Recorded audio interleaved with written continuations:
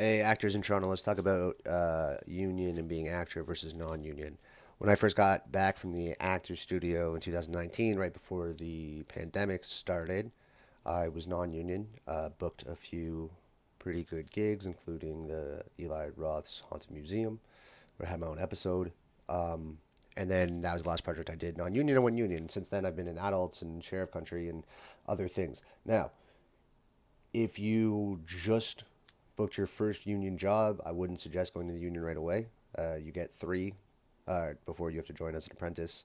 There's a lot of work in Toronto right now that's non-union, specifically with verticals and all of that. So it just depends what you're looking at in the future.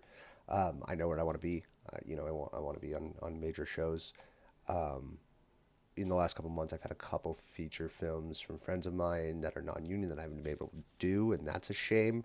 So if you're starting out in Toronto, I would definitely suggest staying non-union because with the union, a lot of, if not all of the major roles are given to Americans and they're brought over here, which is a catch 22, honestly. I have a lot of American friends. I went to school there and, we're taking a lot of their jobs as well.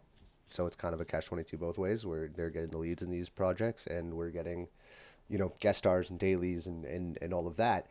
So it's something that's going to change over the next couple of years, I feel. But right now, it's a tough conversation, actor versus non-union.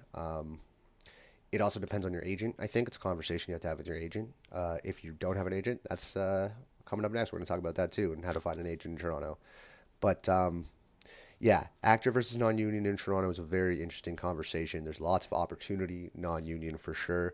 There's a good amount of opportunity union. It's just a lot harder to book those as everybody's kind of getting pushed down a notch. People used to see that were getting leads are now getting series regulars, or you know what I mean. Everybody's getting kind of knocked down a notch. So if you're new, definitely stay non-union. Yeah, after that, it's kind of about what you think your future is going to look like.